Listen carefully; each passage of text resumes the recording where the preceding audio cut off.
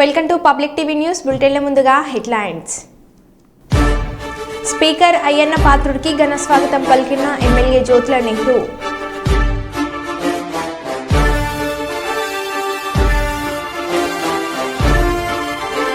ప్రభుత్వాలు నాయకులు మారినా మా రోడ్డు మాత్రం మారడం లేదంటున్న రత్నంపేట గ్రామ ప్రజలు.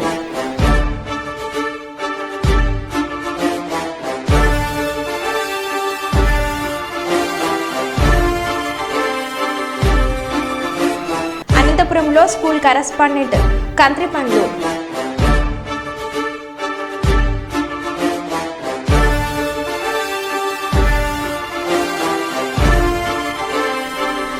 డ్రగ్స్ వాడి యువకులు తమ జీవితాలను నాశనం చేసుకోవద్దు. బీజేపీ రాష్ట్ర కార్యవర్గ సభ్యులు నగనూరు రాఘవేంద్ర.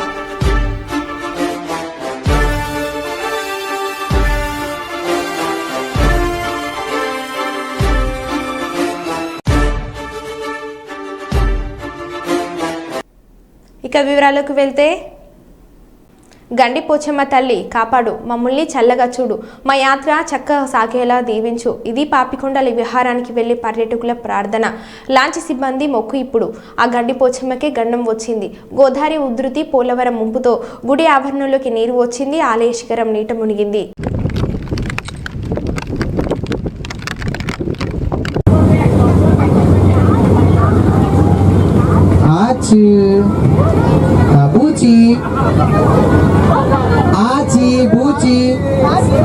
కూడా మన గౌరవన్న గారు, లక్ష్మణ గారు, అదేవిధంగా ద గ్రేట్ నాగేంద్ర యాదవ్, వీళ్ళందరూ కూడా మా అన్న శ్రీధరన్న గారు అందరూ కూడా దయచేసి తొందరగా.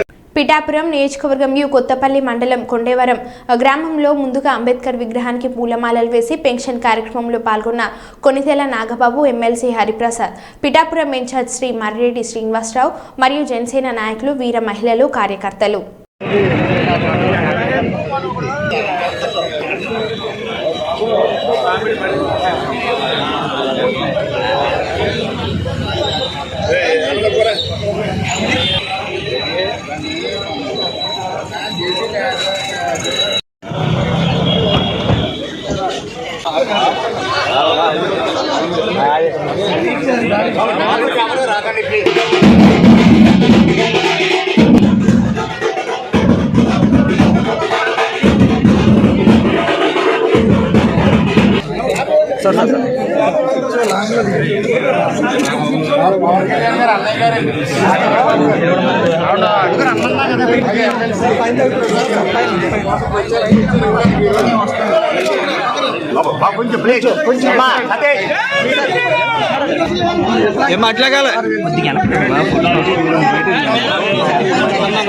సతీష్ వెనక కడితే అసలు ఏం పడతలేదు. అదే మరి వెనక జరగదు సార్, కొద్దిగా సార్ ఎలా చూడండి.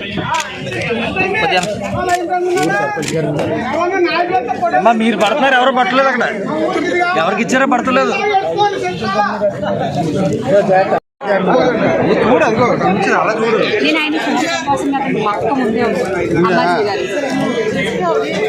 అలాగే కాదు, రావట్లేదు కదా, కంగారు పడకండి, కంగారు కదా.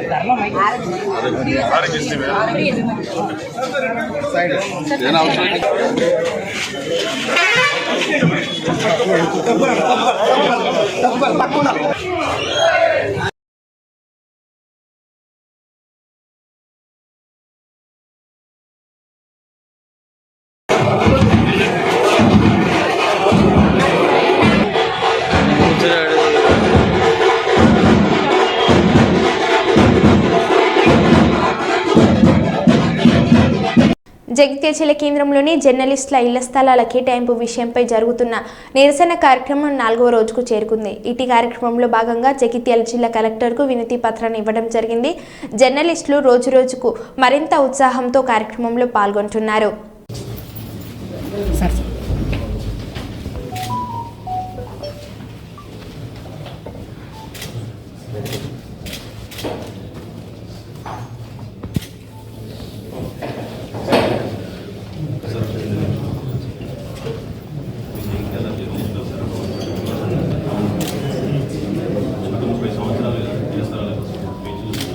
ప్రతి ఎన్నికల సందర్భంగా మాకు ఇక్కడ ఈ చోట స్థలాలు ఇస్తామని చెప్పేసి హామీలు ఇవ్వడం మేము సంతోషపడడం అంటే తెలంగాణ వ్యాప్తంగా మిగతా జిల్లాలో చాలా చోట్ల ఇచ్చారు. మాకే 30 సంవత్సరాలుగా మేము ఇళ్ల స్థలాల కోసం ఎదుర్కొనాల్సిన పరిస్థితి ఆశపడి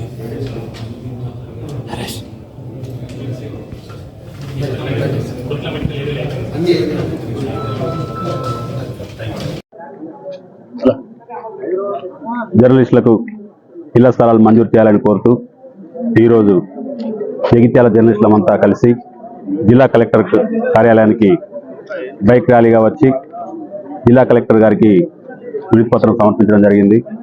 ఈ సందర్భంగా జగిత్యాల జిల్లా కేంద్రంలో గత 30 సంవత్సరాలకు పైగా పాత్రికా వృత్తిలో కొనసాగుతున్న జర్నలిస్టులకు రాజ్యాంగబద్ధంగా రావాల్సిన హక్కులు రాలేకపోతున్నాయి.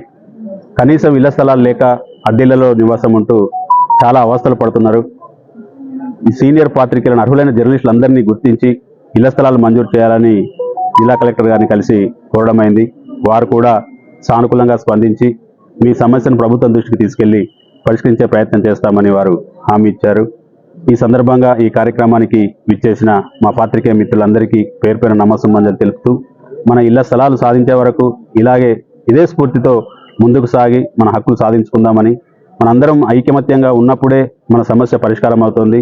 ఈ దిశగా ప్రతి ఒక్కరూ ప్రతి కార్యక్రమంలో పాల్గొని విజయవంతం చేయాలని ప్రతి ఒక్కరిని పేరు పేరున వేడుకుంటున్నాను. గత వారం రోజులుగా జ్వరం, కామెర్లతో బాధపడుతూ కొత్తగూడెం ఖమ్మంలోని వైద్యశాలలో చికిత్స పొంది పరిస్థితి విషమించడంతో గురువారం సాయంత్రం ఖమ్మంలోని ఓ వైద్యశాలలో మృతి చెందాడు ఒక వ్యక్తి. మృతి చెందిన వ్యక్తి మృతదేహాన్ని స్వగ్రామానికి తీసుకురావడానికి రాఘవపురం గ్రామం నుండి చంద్రపురం గ్రామానికి సుమారు కిలోమీటర్ దూరం ఉండటంతో ఆ గ్రామానికి జాలేర్లు వాగుపై బ్రిడ్జి నిర్మాణం లేకపోవడంతో గ్రామస్తులు రాఘవపురం గ్రామం నుండి మృతి చెందిన వ్యక్తిని కర్రల సహాయంతో కావేడ కట్టి వృద్ధంగా ప్రవహిస్తున్న జాలేరు వాగులో నుండి మృతదేహాన్ని మోసుకు వెళ్లాల్సిన పరిస్థితి ఏర్పడింది. తమ గ్రామానికి బ్రిడ్జి సౌకర్యం లేకపోవడంతో అనారోగ్యం పాలైన ఏదైనా ప్రమాదం జరిగినా వర్షాకాలం వాగులు ఉప్పొంగి ప్రవహిస్తుండటంతో వాగు దాటలేక గతంలోనూ సైతం ఇటువంటి సంఘటనలు ఎదురయ్యాయని ఇప్పటికైనా సంబంధిత అధికారులు తమ గ్రామానికి బ్రిడ్జి సౌకర్యం ఏర్పాటు చేసి ఇటువంటి సంఘటనలు పునరావృతం కాకుండా చూడాలని వేడుకుంటున్నారు. మృతునికి భార్య ఒక బాబు ఉన్నారు. అతి చిన్న వయసులో కమల్ హాసన్ మృతి చెందడంతో గ్రామంలో విషాద ఛాయలు అలుముకున్నాయి.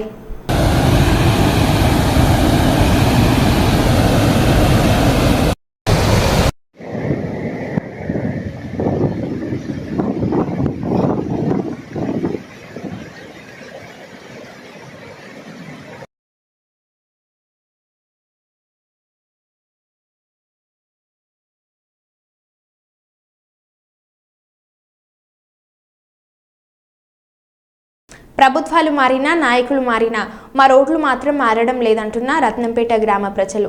రాజన్న సిరిసిల్ల జిల్లా బోయిన్పల్లి మండలంలోని రత్నంపేట గ్రామం నుండి జగ్గరావుపల్లి పెద్దమ్మగుడి వరకు బీటీ రోడ్డుగా మారాలని మా చిరకాల కోరిక ఎప్పుడు నెరవేరును అని వాపోతున్న గ్రామ ప్రజలు.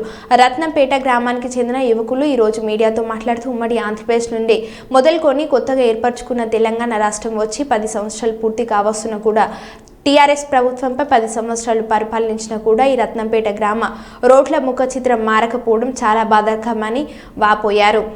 మరి రత్నంపేట గ్రామ ముఖ చిత్రం ఏదైతే ఉందో ఒకసారి ఇంత అధ్వాన రోడ్లు చూడండి. మరి ఇండియన్ల చరిత్రలో కూడా మరి గ్రామ పంచాయతీ సర్పంచులు మారిరు, మరి ఎమ్మెల్యేలు కూడా మారుతున్నా కూడా ఈ రత్నంపేట గ్రామ రోడ్ల మీద దృష్టి పెట్టకపోవడం చాలా బాధాకరమైన విషయం. ప్రతి వానాకాలం వచ్చిందంటే ఇక్కడ ఈ చుట్టుపక్కల ఉన్న రత్నంపేట గ్రామస్తులు రైతులు ఎవరైతే ఉన్నారో వారి పంట పొలాలకు పోవడానికి కానీ బండ్ల ద్విచక్ర వాహనాల మీద బస్తాలు వేసుకోవడానికి కానీ ఏ విషయంలోనైనా కూడా ఇక్కడ నుంచి ప్రాణాలు చేతులు పెట్టుకునే పరిస్థితి ఉంది. మరి గత ప్రభుత్వం కూడా బడ్జెట్లో లక్షల కోట్లు గ్రామీణ ప్రాంత రోడ్ల మీద పెట్టినామని చెప్పి మాటలు చెప్పిన సందర్భం మనం చూసినాం కూడా. మరి గత ప్రభుత్వం జరిగిపోయింది. ఇలా తెలంగాణ రాష్ట్రంలో కూడా కాంగ్రెస్ ప్రభుత్వం వచ్చి 7 నెలలు కావస్తుంది. మరి బడ్జెట్లో కొన్ని వేల కోట్ల రూపాయలు మండలం టు గ్రామానికి బీటీ రోడ్లుగా మార్చే ప్రతిపాదన ఏదైతే ఉందో అది అంకెల గారడిగా చూపిస్తుంది తప్ప మరి క్షేత్రస్థాయిలో ఎక్కడ కూడా గ్రామీణ ప్రాంత రోడ్లు ఇక్కడికి రత్నంపేటనే కాదు ఈ బోయిన్పల్లి మండలంలో ఏ మారుమూల గ్రామ రోడ్లు చూసినా అధ్వాన స్థితిలో తయారైనాయి. ఇప్పటికైనా ఈ ప్రభుత్వం తెలంగాణ రాష్ట్రంలో గౌరవనీయులు చెప్పదండి ఎమ్మెల్యే గారికి ఈ రత్నంపేట నుంచి ఎంతో కోటి ఆశలతో గెలిపించుకున్న సందర్భంలో మేడిపల్లి సత్యం గారు ఈ రత్నంపేట గ్రామం ఏదైతే ఉందో ఈ రోడ్ ఏదైతే ఉందో ఇక్కడ నుంచి మొదలు పెట్టుకుంటే జగ్గరావుపల్లి పెద్దమ్మ గుడి వరకు బీటీ రోడ్గా మార్చాలని చెప్పి గత కొన్ని సంవత్సరాల నుంచి కూడా మేము దృష్టికి తీసుకురావడం జరిగింది. ఎంత నిర్లక్ష్యం వహిస్తున్నారు అంటే చాలా ఘోరంగా వ్యవహరిస్తారు.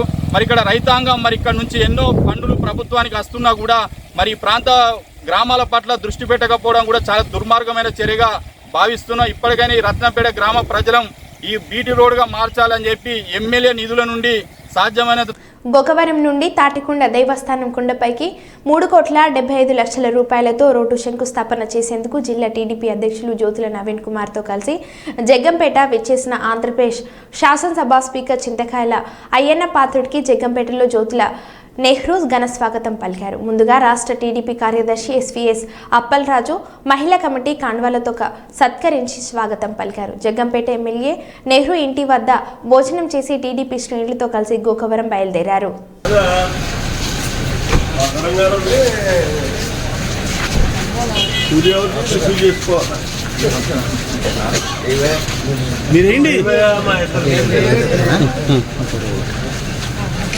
ఇలా చూడండి అప్పలేరు భద్ర గారు ఇది సార్ చేసింది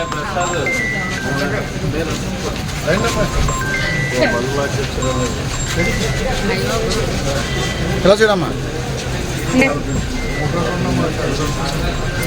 ఓకే అలా నుంచోండి అందరూ ఇస్తారు మీరు మహిళా శక్తి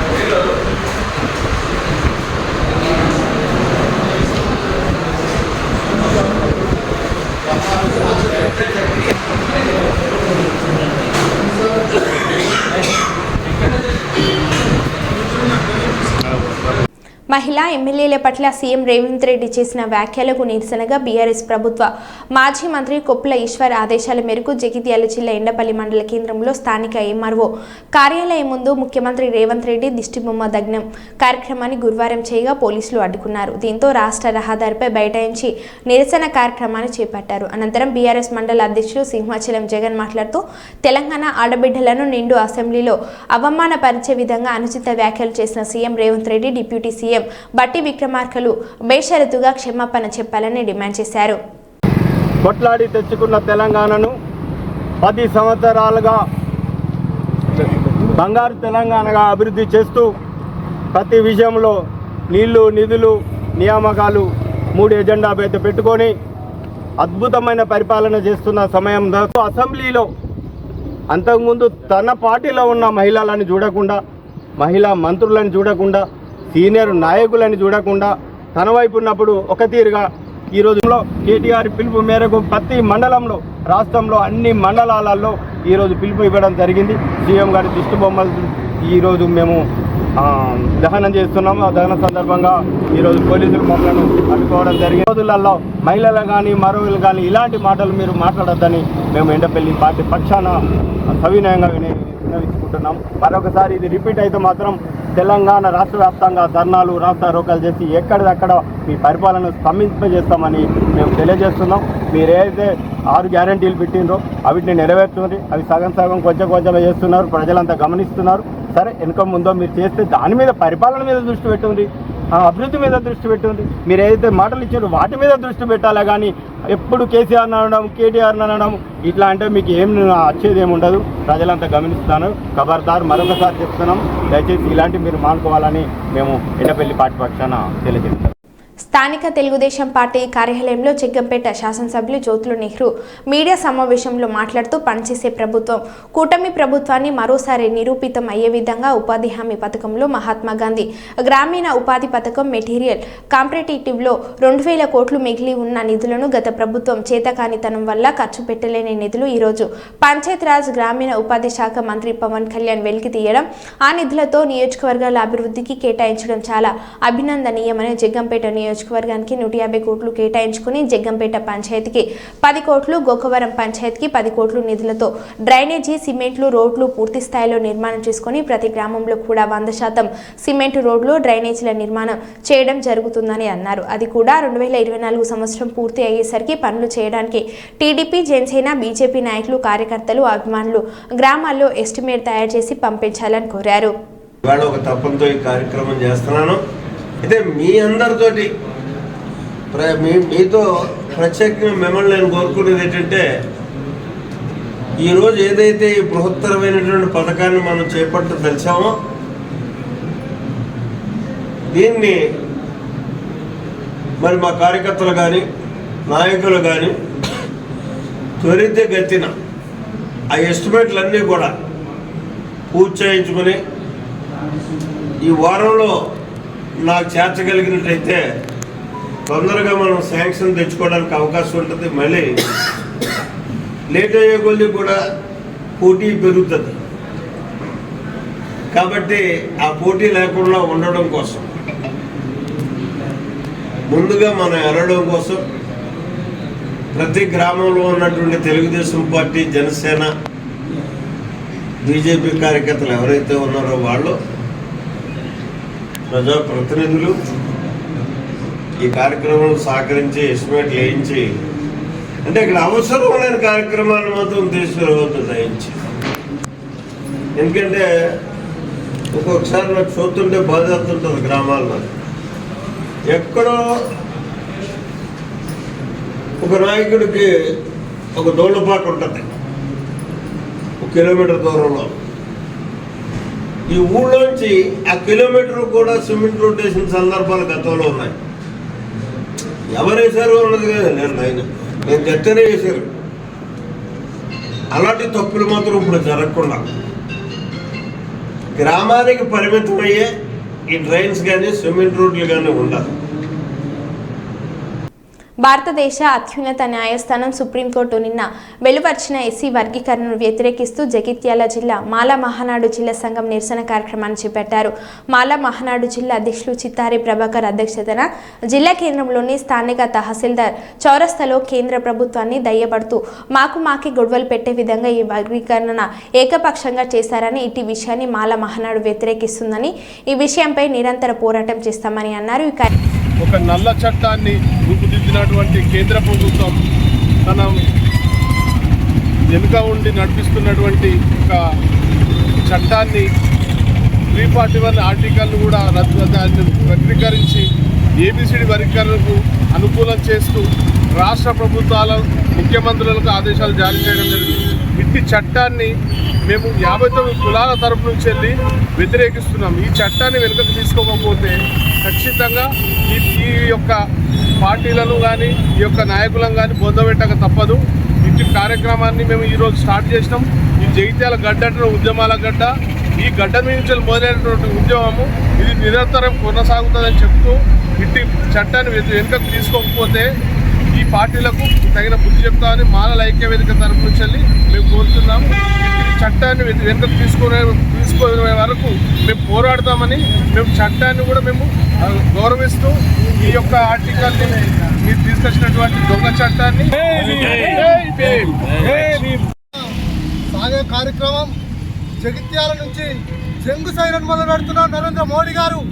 ఇది మీరు ఉద్దేశపూర్వకంగా చేసింది. ఎందుకంటే మీ ఓట్ల కోసం, మీ పరిపాలన కోసమే చేసింది తప్ప దళితులను ఏదో ఒరిగిస్తామని కాదు.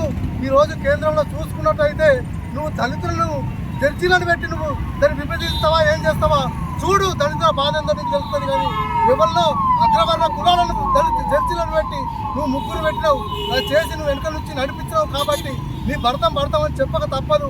ఈ రోజు కూడా ఇక్కడి నుంచే స్టార్ట్ చేసినాం. నేను బొంద పెట్టేదాకా కూడా మేము మారడం నింటాము. మా కులాలు ఉన్నాయంటే 59 కులాలు ఉన్నాయి. మాలో ఉపసంఘాలు మరి వాళ్ళు ఒక 60% ఉంటే మనం కూడా ఒక 40% ఉంటాం కావచ్చు, 50% ఉన్నాం. మరి మా అభిప్రాయం కూడా తీసుకోవాల్సిన అవసరం ఉంది. కానీ ఎవరి అభిప్రాయాలు తీసుకోకుండా కేంద్ర ప్రభుత్వంతో ఏక నిర్ణయంతో మరి వాళ్ళ ఏ ఒక్కరి అభిప్రాయాలు తీసుకోకుండా మరి 341 ఆర్టికల్ను సమానత్వం అనేది దళితుల ఐక్యత అందరికి చెందుతుంది. మరి దీన్ని దళితుల ఐక్యత కాకుండా మరి విభజించు పాలించనే నినాదంతో దళితుల మధ్యలో మరి వీళ్ళు రాజ్యాధికారానికి దూరం చేయాలి. దళితులు కలిసి ఉంటే మరి ఆ గవర్నర్ల పెత్తనం సాగది, వాళ్ళ పార్టీల మనుగడ సాగది. కాబట్టి దళితులలో విచ్ఛిన్నం చేయడానికి దళితులలో ఏబిసిడి వర్గీకరణ తెచ్చినట్టయితే వీళ్ళు కొట్లాడుకుంటారు. అట్లనే ఎస్టీలలో కూడా వర్గీకరణ తెచ్చినట్టయితే వాళ్ళు కొట్లాడతారు. మనకు అధికారం బీజేపీ అనే ఒకే ఒక లక్ష్యంతో కేంద్రంలోని మోడీ గారి ప్రభుత్వం ఏకపక్షంగా నిర్ణయం తీసుకోవడం జరిగింది. దీన్ని మాలమానాడు మాల ఉపసంఘాలు దళితుల తరఫున అందరి తరఫున మేము తీవ్రంగా ఖండిస్తున్నాం. అలాగే ఖండిస్తూ శ్రీకాకుళం జిల్లా టెక్కెలి జిల్లా ఆసుపత్రి అభివృద్ధి కమిటీ సమావేశం గురువారం నాడు నిర్వహించారు. ఈ కమిటీ చైర్మన్ జిల్లా కలెక్టర్ స్వప్నిల్ దినాకర్, రాష్ట్ర వ్యవసాయ శాఖ మంత్రి కింజారావు అచ్చెన్నాయుడు పాల్గొన్నారు. ఈ సందర్భంగా డాక్టర్లు పనితీరు, ఆసుపత్రిలో పోస్టుల భర్తీ, ప్రధాన సమస్యలపై సమీక్ష నిర్వహించారు.